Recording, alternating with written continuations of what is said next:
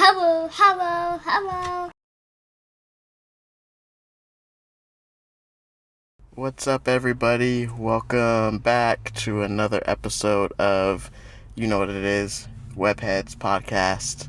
I'm one of your hosts, DeMarco, and if you've been listening to the show so far, you know who my other host is. It's my brother, Steven.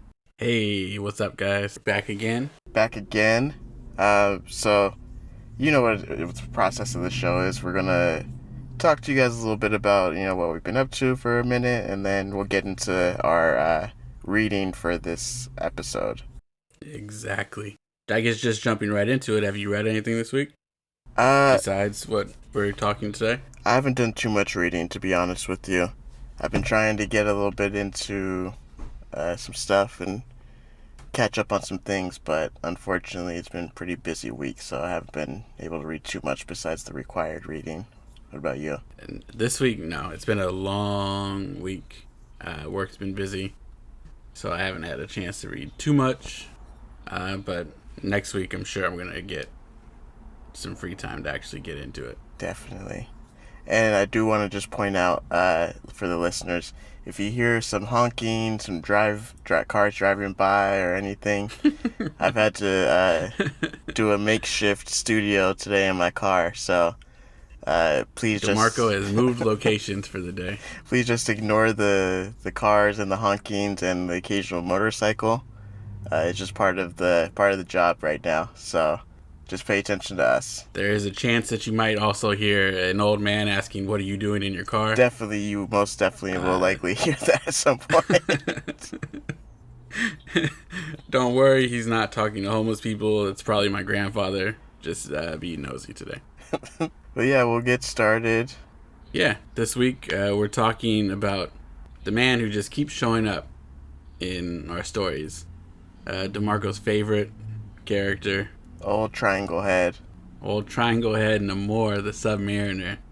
And this week, he's back again, and he's just as angry as he always is. ready to kill some people for a minor inconvenience. It's a wild story this week, just like pretty much every week is a wild story. But this week, Namor is here to take some heads off for the ultimate betrayal. Let's get right into it.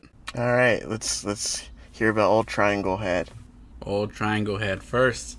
There's a couple of characters I wanted to just give a quick rundown for, just so you guys aren't completely confused of when they pop up. We got Namor. We all know him by now, but just in case you didn't listen to the previous episodes, he's a man who was born in the undersea world or city of Atlantis. The half man, half they keep calling him amphibian in the comics, so that's what I'm going to go with. He can live underwater and on land with no issues, and he has superhuman strength, but he is not impervious to bullets. I've brought this up a few times in our previous episodes, because sometimes it seems like he is, sometimes he's not. I was going to say he was before, wasn't he? He was, but I actually later on in the episode, I'm going to get to a point that they brought up in the issue, so it'll kind of explain what's going on. But next we have Krang. This isn't Kang, it's not a misspelling, which at first I thought it was when I saw it. This is Krang, Warlord Krang, after being born with the silver spoon in his mouth. This isn't the Krang from Ninja Turtles, right? Because there is a Krang in the Ninja Turtles comic, which I was kind of confused about when you did bring up Krang. No, this is not a TMNT Marvel crossover. This is a straight Marvel story. This is Krang, the Warlord Krang from Atlantis. He was born with a silver spoon in his mouth. He joined the Atlantean military once he reached adulthood, and then he rose through the ranks to become captain, and then slowly from there descended into an evil lifestyle, and then that's when he became Warlord Krang, and now he's one of Namor's biggest enemies. We got Namor's love interest and also his distant cousin. Those are not two different people, it's the same person. Wait, distant cousin and love interest. Yes. Okay, I'll let you explain. Hopefully it's not as creepy as it sounds. Let's hope not. But it's not going to be in this story, but I'm sure eventually at one point it is. Her father was the leader of Atlantis before he was attacked and left in a coma, leaving Namor to take over. And there's not much else on Dorma. And then we get, surprisingly, a nice little 2 or 3 issue appearance from Iron Man. Nice. The man with 64 or 61 different Iron Man suits throughout the years. Tony Stark in this story is broke, and he's running from the law with the warrant out for his arrest. So, we got the Puppet Master. He's a crazy-looking, bald-headed freak. His mother was an alcoholic. His father was just as broke as Tony Stark is in this issue. And his uncle unknowingly gave him magic clay that slowly started to deteriorate his mind as a child. I guess. That's one hell of a story for somebody. And there's somebody who pops up. His name is Number One. He is the former supreme leader of the Secret Empire, which is somewhat of a branch of Hydra. He runs around with a red bulletproof cloak. It almost looks like the Heaven's Gate cloak. It's just with some eye holes on it. And it's red. And he has no powers whatsoever. Besides being impervious to bullets when he has his cloak on. Yeah, but that's assuming that the cloak doesn't come up with the wind. There's so many factors to it. A gust of wind just comes up and gets shot in the leg. It's like, God damn it. You gotta strap it down with some Velcro in there or something.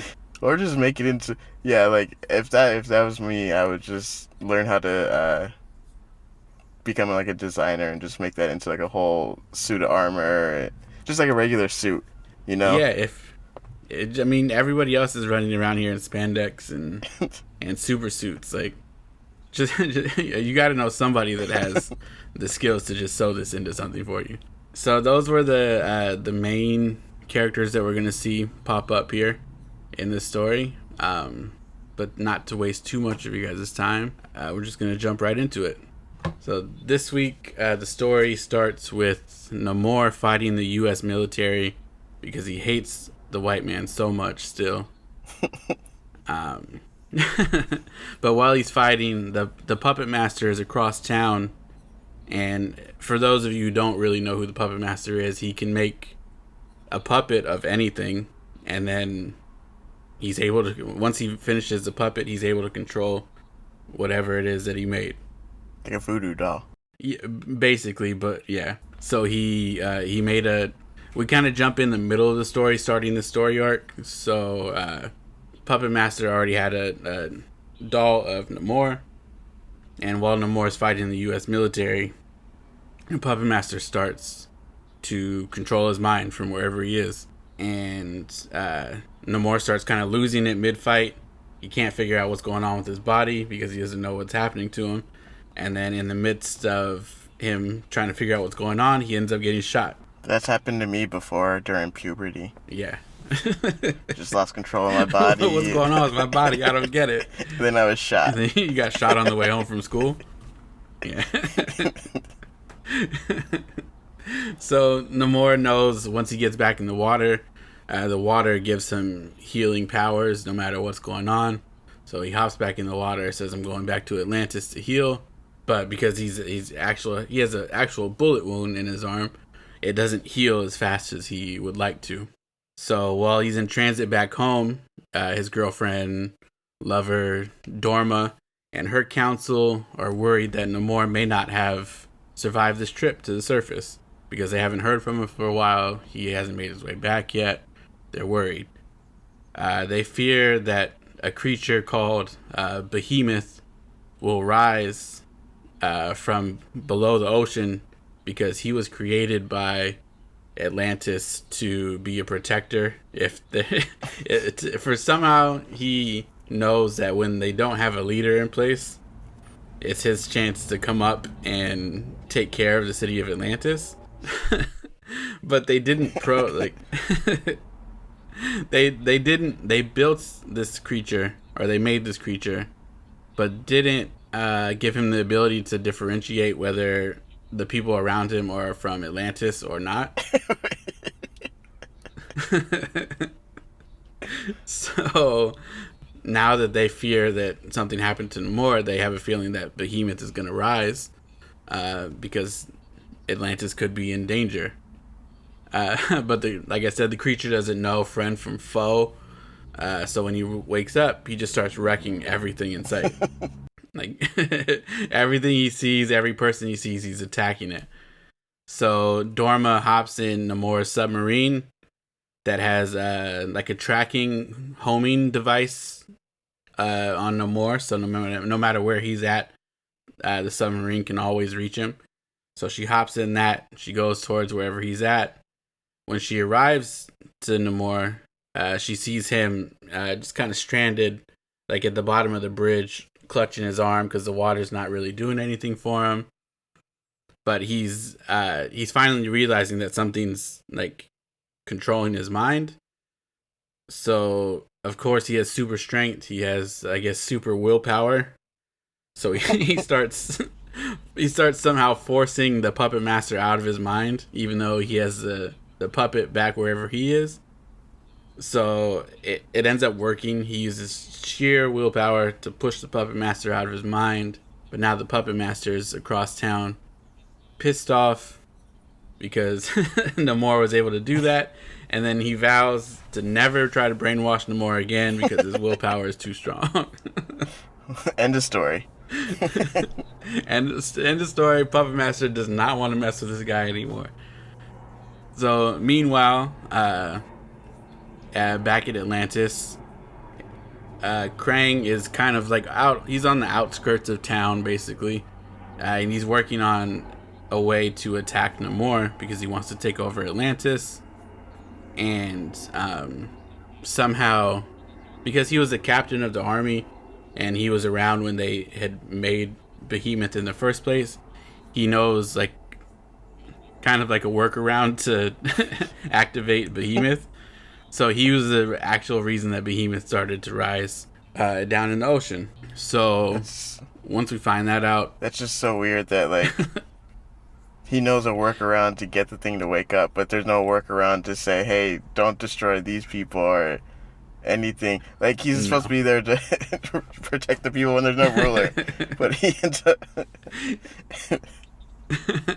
And the thing is, Krang all he wants is just to be the leader of Atlantis. But then he wakes up this creature who just starts wrecking everything in Atlantis. So it's like, what are you going to be the leader of? Like, if this guy keeps going, you're going to have nothing but rubble down here. So, yeah, after we find out that Krang has that workaround, he's the one who set off the Behemoth. And then after he sets off the Behemoth, Krang heads to the surface because he knows about Puppet Master. He knows what he was doing. So he goes to find Puppet Master. And Krang wants Puppet Master to make a puppet of the Behemoth so he can control it once Namor gets down there. So Puppet Master's scared. He doesn't know who the hell Krang is. Krang just burst in his place and said, make this. And Krang's whole purpose here is just to kill Namor, to take over Atlantis, and he also wants to take Dorma as his wife in the process. So Puppet Master gets him the puppet. Krang's on land just going crazy with Behemoth. He's whooping Namor's ass. Namor's down there with a bullet wound in his arm trying to fight this big creature that's supposed to be protecting them. And he's like, well, we created this creature and it shouldn't be this like accurate with its punches and and like have the ability to like process so quickly like what I'm doing. And he's like, I don't understand this. He's like, I can't get a hit on this guy because he's too fast and we didn't create him this way. What the heck is going on? And so Namor just can't beat him. He's getting beat hard. And then Namor calls in backup in the form of 4 electric eels. And these eels come in, and they just wrap themselves around the behemoth and just start electrocuting the shit out of him. That's all they did when they showed up. They just electrocuted him. But I guess the process of controlling the puppet works both ways. So when the behemoth is electrocuted, Krang also gets electrocuted back at back at the puppet master's place.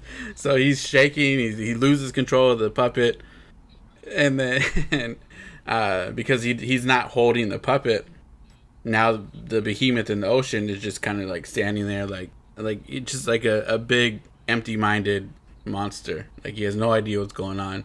So Namor quickly realizes that he's not moving the way he was before. So he starts hitting them. I mean, the eels actually did most of the work, but Namor comes in and just starts swinging on him, taking him out, and then he finally beats him.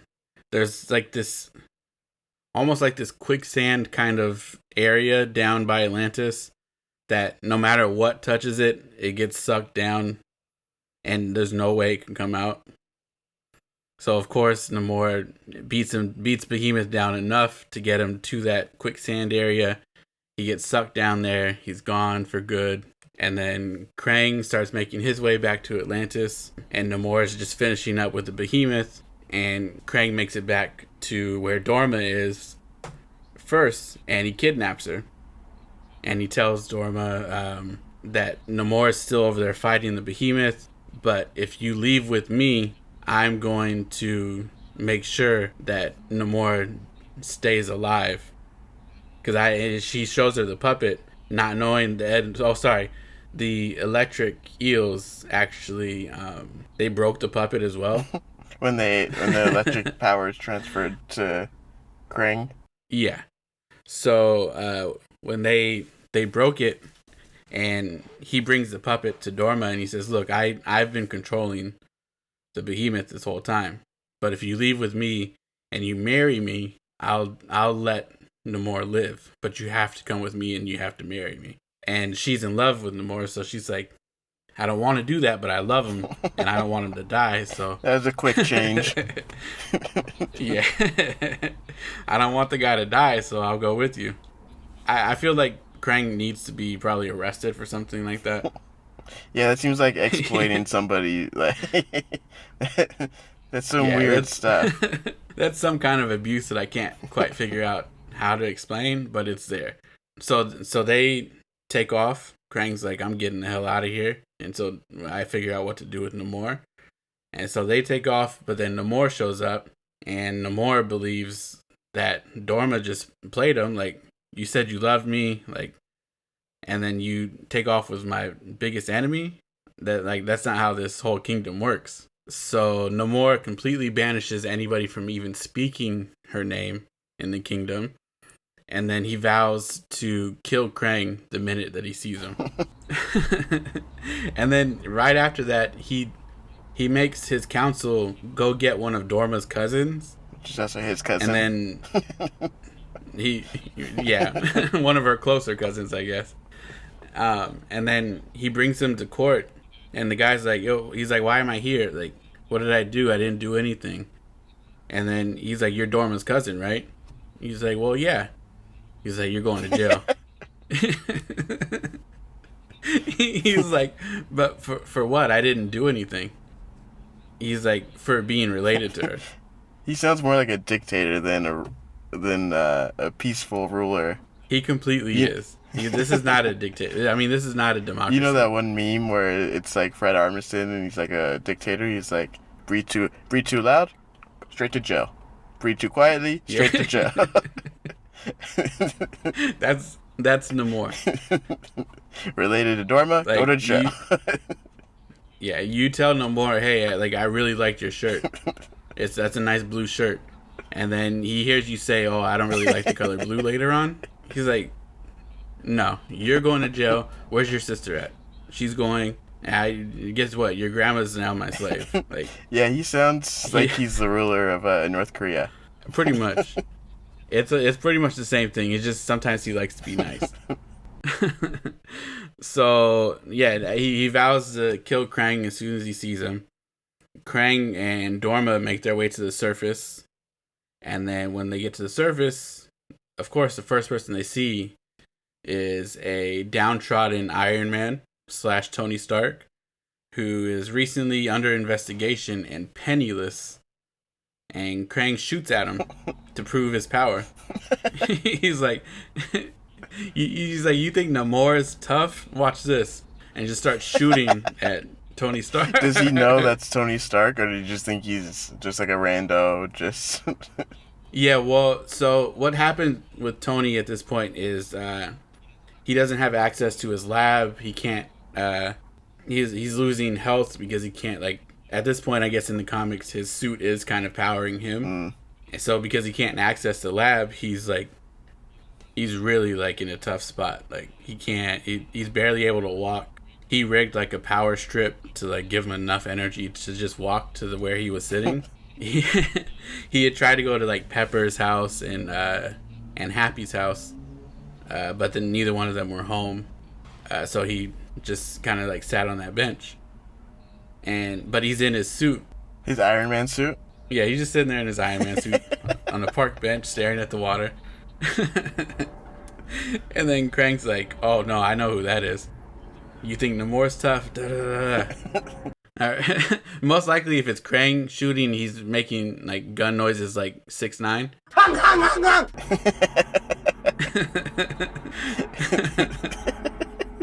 And Dorma's probably just sitting there like, what the hell is this guy doing? So Tony's he has just enough power to just kind of like fight with Krang a little bit, but he's losing power as he goes. And then he's like, forget it. I'm gonna fly to my lab. I'm gonna have to break in. And then he flies over there, but then loses power as soon as he gets to the top of the building, and then just crashes through the roof. But then when he crashes through the roof, guess who opens the door? Just give me a wild guess on who opens the door. Namor. Yes. Namor. Tony crashes through the roof, and then Namor opens the door. Like, what the hell is that crash? So, like, I guess my first question is, has Namor like gone corporate at this point? You just like, did he take over Tony's office and just like put a big fish tank in there? Like, what the hell is happening here? So Namor is like, what the hell is going on here? And then Namor is like, oh my god, what are you doing in here? And just starts beating down Tony. In his own lab? Yeah, Tony's having a horrible night here. And Namor's pissed because he saw Tony fighting Krang outside. And then I guess at that point, Namor was actually pretty close to catching the ship when they were fighting. And then when Tony flew off, Krang went off. But Namor has like super, like when he's in the water, he can swim faster than almost anything. But the Krang's ship is even faster than Namor is. So he knew like I was this close to actually catching him. And then you stopped fighting him and now he's gone. So Namor's like, you're not getting away for this. Like, I'm gonna beat you. So he for something you didn't even know you were involved in. Yeah, so because you didn't continue to fight with him, now I'm gonna beat your ass. Yeah, this man is not a hero. I don't care what you say. Not at all. Not at all. He wasn't this bad in the beginning, but now he's just like, he's gone off his rocker. So he's beating Tony. Tony's just he's trying to find a way to get to one of his other suits in his office so he could get some power back. So he tries to trick Namor into locking him in the office where the suits are, and it works. So Namor locks him in there, and then Tony's like, no, you can't put me in here, trying to like just throw him off the set. But then when he's in there, he starts hearing like all these like screwdrivers and all these random noises going off. So he's like, what's going on? And then Namor's like, what's going on in there? Like, why is he why does it sound like he's making something in there? And then he realizes he's in there like building another suit or putting together a suit. So he starts trying to beat down the door, but the door's like 10-inch thick like steel door, so Namor can't punch through it. and then he's just getting pissed off. He's like, you know what, forget it. And then he like flies through the roof that Tony made, or the hole that Tony made in the roof. And then oh sorry, there's one thing that I didn't realize. Did you know that the reason Namor can fly is because of those little wings on his feet? Yeah, I always he has little wings on his ankles that help him fly, which is such a weird design. Like, as someone was creating this character, they thought to themselves, he needs to fly, but we need to put wings on his ankles to help him fly. Yeah, it's like it's the weirdest thing. Like, you guys thought, okay, he has to fly, but we're not gonna put just wings on his back. Yeah. Or like, I hate to mention his name on the podcast, but Superman doesn't have anything besides his cape, but that's not helping him fly. He just flies, you know? Yeah. Like, why do little wings have to be included on his ankles to help him? It doesn't make any sense. So while they were fighting, now Tony's locked in the room with all of his suits. Namor flies up through the hole. Then he's looking around, just like pissed off. And then for some reason, Krang came back to the water and just wanted to see what was going on because he was nosy. And then that just happened to be when Namor flies in the roof. He's like, oh no, they're back. So he flies over there, and Namor goes from one fight to the next. Krang came back and decided that when he came back, he thought that Namor and Tony Stark were just doing their own thing. So he actually takes his ship out of the water and flies into New York City, thinking, now's my chance to take over. So the ship is underwater maneuverable and in air maneuverable? Yes. So he's flying into New York City, and then they see like this helipad. So he's like, oh, it's a perfect place for me to land. But then Namor actually gets to the helipad before he does, and Krang doesn't realize it. So Namor flies under the ship and just catches it with his bare hands. Oh, hi Zaara. Everybody, special guest, Zaara. Special guest. Hello, hello, hello. Hello. Thank you, baby. Hey, bye-bye. Okay, I guess you're gonna hang out. So, Krang. Okay. So, like I was saying, Namor ends up catching Krang's ship before he lands it. And he's like, this is my chance. I'm going to finally kill this guy. And then Krang's like, nah. Like, I built this ship. I was the greatest warlord of Atlantis there's ever been. And then Krang uses this thing called a solar vortex blast.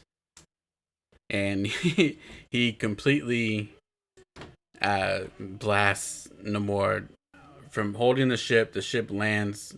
Namor's just like dumbfounded. And then here's another fun fact that I don't know if everybody knows, but Namor actually has like a weak spot on his head that causes him to get amnesia. So at one point he was hit in the head in that spot, and it caused him to get amnesia, and he didn't know who or where he was from for like years at one point. Like years. And Krang knows this, so his plan is to basically just bop him on top of the head. So this man who willingly gets into fights and is hyper aggressive has a weak spot where if he gets hit in a certain spot of his head, he just forgets. Yeah. So and he's not taking getting blasted by the solar vortex lightly. So he starts tearing apart the ship with his bare hands. He's ripping pieces off of it. He's tearing it apart. And then finally he makes it to one of the windows, and then he finds Dorma just staring back at him, trying to explain herself, but he can't hear her through the glass because it's so thick. So he's looking at somebody who he thinks just betrayed him, and then she's like, no, this is what happened, and there's no communication between the two of them. And then so Krang ends up shooting a missile from this ship that is being taken apart. He still has the ability to shoot a missile, and he shoots it at Namor, Namor's running away from it. He's flying high into the sky, and then he's like, well, I can't, this missile's too fast, it's gonna hit me eventually, so let me just like try to latch myself onto it, and then I'll try to I'll try to dismantle it before it blows up, which isn't the case. It blows up, and then he's sent back down to the water, just flailing down, only to be saved by a man named Number One, who is the leader of the Secret Empire, and he's been watching Namor fight Krang from afar, hoping to gain Namor's assistance in beating down the Hulk. But when he pulls him out of the water, he's like, here, let me help you. And then Namor's like, oh, thank you so much. He's like, oh, you're Namor, the Submariner, the greatest fighter there is. And Namor's like, why are you calling me that? And Number One just stares at him, and he's like, what do you mean? And then Namor's like, why are you calling me the Submariner? Who is that? And this guy got freaking amnesia. The bomb that he tried to dismantle gave him amnesia. So now, to take advantage of that, Number One decides that he's going to use this machine that he has to use mind control on Namor to find the Hulk and to beat him up. And then, so this is where I was saying earlier in the episode that they were talking about Namor being impervious to bullets. So they put like one of those little notes at the bottom of one of the panels explaining that he's never been impervious to bullets, but due to his super strength, small handguns aren't strong enough to actually hurt him. So all the little handguns and the police weapons that have shot at him don't do anything. They just feel like little bouncy balls just hitting him. It's it's the military sized weapons that they shot at him earlier in this that actually can hurt him. So so Number One makes Namor go to he's brainwashed. He makes Namor go to the store to get some clothes, because right now the whole city's looking for him, and he's just walking through the city brainwashed with like his Speedo like he normally is. So he sends the guy that everyone's looking for to go buy his own clothes. Yeah. Yeah, man, just buy whatever you're comfortable with. Don't try to dress for me, just for you, you know? Whatever makes you feel right. Please, just buy it. Like, so he goes to the store, so he gets some clothes so he's not easily noticed. He gets suited and booted. He gets a trench coat, no shirt,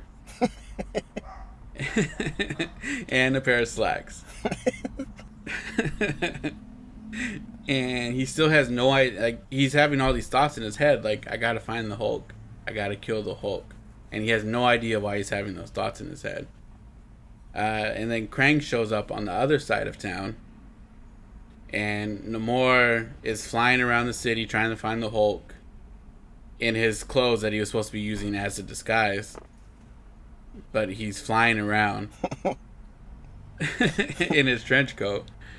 And then he's just flying around, and then he needs a second to rest, and then he just happens to land on top of Krang's ship to rest.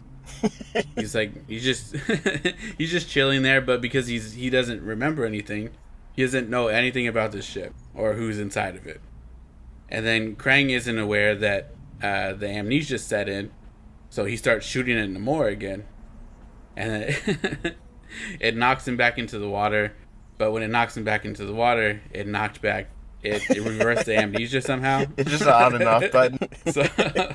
So it reversed the amnesia, and now Namor is back on Krang's tail. So Number One is back. He's trying to figure out why Namor isn't responding to the sound waves that he was using to control his mind. And does he like snap back into it, and he's like, man, I'm wearing these clothes. They're pretty nice clothes. I like the style, but now I'm just wearing clothes. They feel right. They feel me. he just rips the clothes off and just goes back to the Speedo. So number one's in like this office, like across town. He's trying to regain control of Namor, but as he's doing that, the Hulk is slowly making his way to the office to beat down number one. And it's the mind control stuff just isn't working. So Hulk finally gets there, and number one's like, okay, the only way I'm gonna win this is if I plant this bomb. As soon as he gets into his office, I'm gonna set the bomb off. So he sets the bomb. Hulk's coming through the window, and then number one tries to run off, and when he closes the door behind him, his cloak gets caught in the door. And I guess it's attached to his body somewhere because he can't go. Like he's stuck in the door.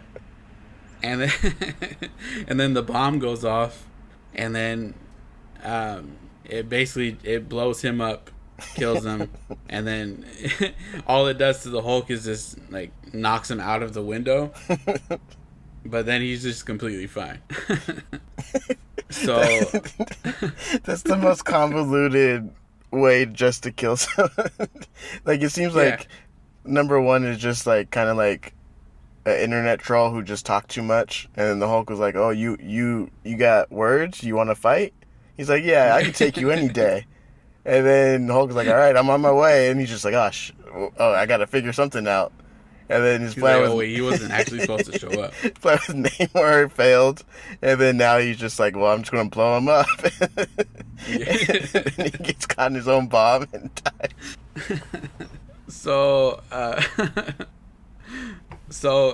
after Krang had shot Namor back into the water, he thought that he finally killed him. So he's like, okay, now he's gone. I'm the ruler of Atlantis, but I'm going to give it some time, just so everybody in Atlantis hears that he's dead first, and then I'll go back. And he's like, well, since I'm waiting, let me just tear apart New York City while I'm here, so they know that I'm coming for them after. So he sends this huge tidal wave over New York City just for the hell of it. But because New York City doesn't know of any other superpowered people that live in the water that could have caused something like this, they all think it was Namor that did it. So it's wrecking the city. I don't know how this. I don't think New York City really has hills, but it somehow flooded the whole city. And then Krang is just like, I'm gonna go like walk around the city to see what kind of destruction I caused. And so he's just doing like, he's walking around with a Dorma, and he's just kind of doing like this victory lap, like through the whole city. And then they are walking past a cop, and then they overhear the cop saying that Namor's still alive. And he's just he's flying around the city. And then Namor flew into a radio station, and he's trying to get... he knows where Krang's ship is in the water, so he's trying to get the Air Force to fly over there and destroy the ship. And somehow this works, even though New York City is on the hunt for this man.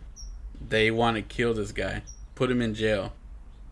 And he radios into the Air Force and like, hey, this is a ship that caused the tidal wave, so it should be in this area, go find it. So he does that, but immediately after he radios in, the people at the radio station are scared, so they're behind the board trying to rewire the radio to electrocute him. And then it worked. They electrocuted him, and then and then the army comes in because the people of the radio station were scared. They called in the cops. The cops were like, we can't help you. So they somehow got a direct line to the army, and they're like, hey, Namor's up here, he's trying to kill us. The army shows up and they start shooting, but for some reason they only have small little pistols. And they're just they're shooting them, they're bouncing off, bullets are ricocheting, hitting other people. It's not working. And then meanwhile, Krang and Dorma end up being captured by the Air Force, and then they're used as bait to capture Namor, because They think these are his like flunkies that are just like going through the city causing havoc. So they're like, "Hey, meet us in this area. We'll have them here waiting for you. We'll let them go if you show up and go willingly with us." So Namor's like, "Okay, whatever." So he flies over there, and then they and they have Krang and Dorma in like a big net, just hanging above the city. So Namor swoops in. He flies over there. He sees them, and then he just swoops in, steals the whole net, and then just takes them back to the water. And the cops are like, "Guys, shoot him, kill him." They're like, "It's not gonna do anything." They didn't think the man who could fly could just swoop in and Like, you guys know he has super strength. You know he can fly. Like, you guys should have thought of a better plan to make sure that he doesn't just take off with all this stuff. So Namor takes him back to the water. He keeps him in the net, but he keeps him in the net and then swims all the way back to Atlantis. And then when he opens up the net, he just starts fist fighting with Krang. Like, no weapons, nothing. He just starts fist fighting with them. And then Namor sees Dorma swim away, and then he thinks, okay, cool, here's just another thing on the list. Here she goes betraying me again, and now but she ends up actually swimming back to his palace so she can get Namor help. And then she actually does get the help. Namor's I guess military comes to help him out, so he ends up being saved. And then Krang is arrested and put on trial, but his sentence is a winner take all, basically handicap match for the kingdom of Atlantis. What kind of sentence is that? So Namor is just like, "Listen, we're just gonna fight for this. You want this city so bad, we're gonna fight for it." And then Krang's like, "I know that I can't beat you 1-on-1." And then he was like, "Okay, bring your weapons then." He's like, "I'll use my fist. You can bring your weapon. Bring whatever you want. But if I beat you, you're like exiled. You're basically going under the jail. I don't want to hear another word of your name, nothing." So they end up fighting for a few minutes. Namor ends up getting some good hits in, and then he's beating him down bad, and then he hits him with like the Undertaker's like last ride. And then he wins. That's it. And then, like I said, Krang is just basically sentenced to solitary confinement. He's done with. Dorma is given a chance to explain herself. Finally. And then Namor just forgives her. Yeah, Namor forgives her. And then that was the end. Yeah, I realized with a lot of the older books, the end result is very anticlimactic. Like, this could go on for... It could be like a 4 or 5 page like run of like a story, and then it'll just end with, "Oh, it was just a misunderstanding," or or it was once you punch and then that's it. And especially with like Namor stuff, it's like in the Human Torch episode, like, what's her name? Betty just came in and was just like, "You guys should just stop. Yeah. Like, maybe you guys just shouldn't fight each other. This is gonna go on for a while." And then Namor is just like, "Yeah, you're probably right." and and then just like, "You go home. He won't chase you. We'll leave you alone if you leave us alone." He was like, "Yeah, okay." And then that was it.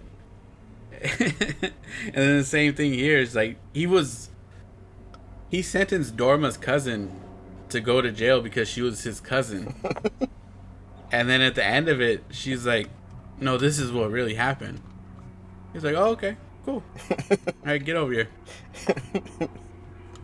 You'll notice, the listeners will notice this is a running trend, because in next week's episode, there's also something that kind of ends with it this way as well. No spoilers, but spoiler. And yeah, that was the end of the story. It was definitely action packed in the middle of it. Like, a lot of stuff happened. There's a few panels of the comics that I just thought were just drawn very well. Like, this, like, it looked like it could have been from a movie, and then they just drew over it and just put it like in the comic. But it was a wild story. The Tony Stark part of it, actually, so it was Tales to Astonish was where the main story was. Tales of Suspense, that's where the Tony Stark part came in. So you read, like, it's at 79, 80, and 80, 79 and 80 of Tales to Astonish, and then the story switches over to 79 and 80 of Tales of Suspense, and then goes back to Tales of Astonish at 81, and then finishes the rest of the story there. Oh, okay. So it's like this weird crossover. I felt like they could have just put those two in as just like the main story in Tales to Astonish. It didn't make sense to switch it over. But I guess this, at the time, this was the first time that a story had begun in one book and then finished in a different title. And this was 1966. So, not the first crossover, but the first time that it had started in one story and finished in another. It's funny you say that. They were definitely trying to sell books. Yeah, because, again, for next week's episode, for my books, it was exactly like that. It would start in one series, and then for some reason the last part of it's just in a different complete like series, and it's just one issue. It's so weird. And it's like the Tales to Astonish ones, or at least this part of the run of that comic, were Submariner stories and the Hulk stories. So it was also kind of weird that at one point the Hulk was in two of the Submariner stories. The Hulk's part of the book didn't have anything to do with like the Submariner stories. So like you have both of the characters in this comic book. When you mentioned the Hulk, I was just like, where the hell did he go? It was so odd. But overall, I thought it was a good story. It's I've realized I kind of gauge like how good the story is to me if I could see it being like a show or a movie or something. Like, could I imagine this being like a animated series or like a live action show or something like that? Yeah. And I think, like, for me, that this could have been easily like a definitely not a whole season worth of shows, but like definitely like 2 episodes of like a nice little animated show, like an old school one. But I liked it. Like a 1990s cartoon, kinda. Yeah, kind of like in the same style of like X-Men the animated series. Okay, I can see that. A nice little 3-part episode. Okay, yeah, I can see that. I can see, especially in that same kind of storytelling that they would do. Yeah, so I'm gonna just jump right to the rating that I'm gonna give it this week. I'm gonna give it a 4. I thought the story was good. Yeah, there's some crazy stuff that happens, just like in every one that we read. And some dumb things happen that shouldn't make sense, but of course in comic books they do. But yeah, I'm gonna give it 4 webheads this week out of 5. And yeah, I could easily see myself reading through this again in like a couple years, just to go through it. Nice. I am I'm getting kind of bored of Namor. Just because I like him because he really is just like, he's so angry all the time. He's like the Donald Duck of like Marvel. Like he's always just fed up for like the smallest things. And like in the beginning of this, when he found out that Dorma had left, his council was trying to explain to him what happened, and he was like, "No, she left with my greatest enemy. I don't want to hear her name. I'm gonna kill him. There we go." And it easily could have been just like, "Hey, no, like she was forced to leave." He basically said like, "If you don't come with me, I'm gonna kill Namor." So she was like, "Okay, I'll go." Which is kind of funny because he was still trying to kill Namor anyways. Yeah. Like, it didn't matter. Yeah. And and the whole time, Dorma kept saying, if you kill him, I'm not gonna marry you. And he was like, well, if I kill him, you don't have anybody else to be with, so I'm gonna kill him. So this guy he deserves to be in jail at the very least. Did you want to give it a rating? Well, based off of your storytelling, I would give it. I think there's a lot of action. I think I would want to read through it myself and see. Mm-hmm. I would say, just based off of your explanation, I'd give it a 3. I would want to see exactly what's going on, because sometimes when we explain it, I feel like we kind of leave out the nuances, which may not make things make sense in our world, but it is still interesting. I'm interested to see the couple panels you were talking about where you said they look really good. Yeah. And I'm interested. Yeah, I'll post one of them with the cover. Okay. As well. Yeah, and then I'm interested to see the whole thing with number 1 and the Hulk, because that seems funny to me. But yeah, I'll give it a 3, just for storytelling aspect and for the show. 3 webheads out of 5.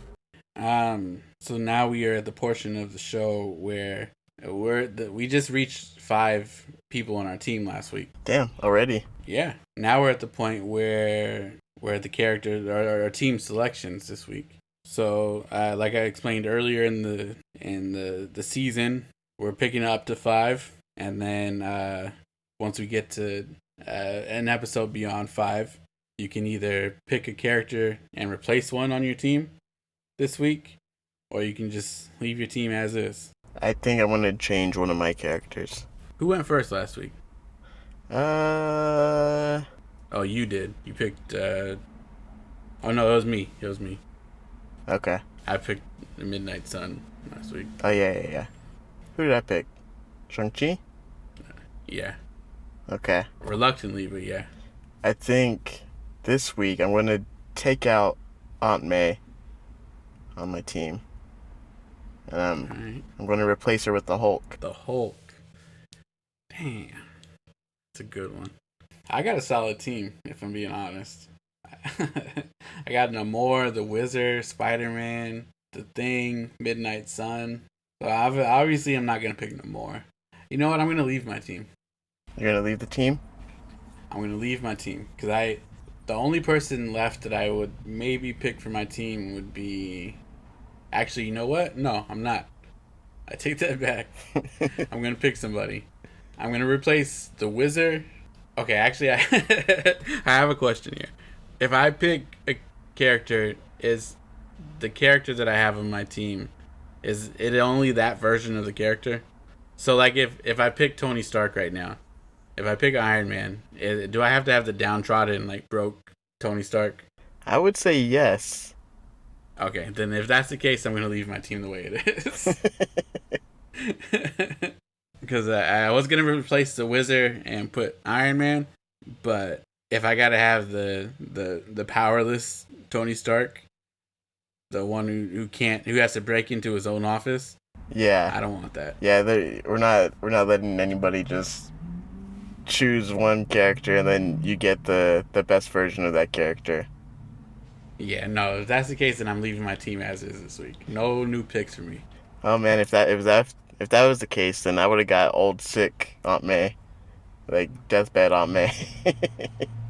Actually, that was the case. That is what you got. Yeah, so good thing I changed her out. Oh yeah, you lucked out. But you also have the actual officer Betty Dean, so. Yeah, she's coming off the team next week, for sure. Now that I know the rules. I figured. All right, so you picked Hulk for yours and replaced Aunt May.